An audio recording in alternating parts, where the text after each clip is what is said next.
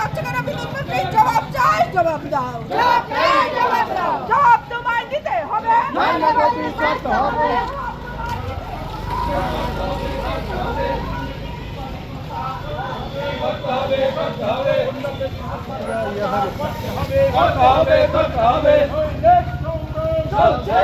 সারা দিয়ে আমরাও তো সেই পরিবর্তনে সামিল হয়েছিলাম, কিন্তু কে জানতো যে এভাবে মানুষের অর্থ লুটে নেওয়ার জন্য সরকারে আসার পর দিন থেকে ছাপিয়ে পড়বে।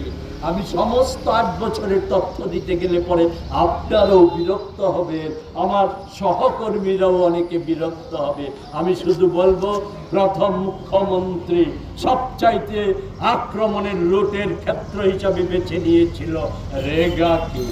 সেই রেগার অডিট রিপোর্ট আমার কথা নয়, কংগ্রেসের অভিযোগ নয়, অডিট রিপোর্ট 8 বছরের অডিট রিপোর্ট 18 অর্থবর্ষ থেকে 25-এর অর্থবর্ষ 26-এর ওই জানুয়ারি পর্যন্ত অর্থবর্ষের যে রিপোর্ট, সেখানে হচ্ছে 248 কোটি 17,01,287 টাকা লুটে নিয়েছে, স্রেফ লুটে নিয়েছে রেগার মতো কর্মসূচি থেকে।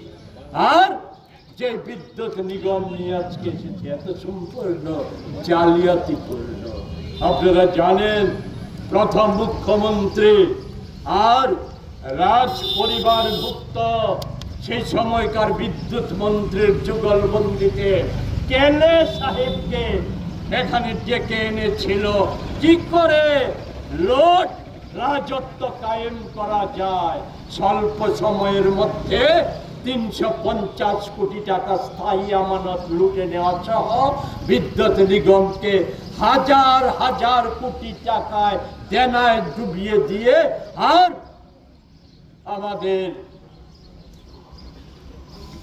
কেন্দ্রীয় কংগ্রেস সরকার, এডিবি, বিশ্ব ব্যাংক, ডোনার মন্ত্রকের রাজ্যের বিদ্যুৎকে আধুনিকরণের প্রশ্নে যে সমস্ত অর্থ বরাদ্দ করা হয়েছিল, সেই বাণিজ্যে গুণমানের পরিবর্তে নিম্নমানের সামগ্রী আমদানিতে কমিশনটা বাড়িয়ে দিয়ে, কমিশন বাণিজ্যকে প্রাধান্য দিয়ে কোটি কোটি টাকা লুটে নিয়েছে।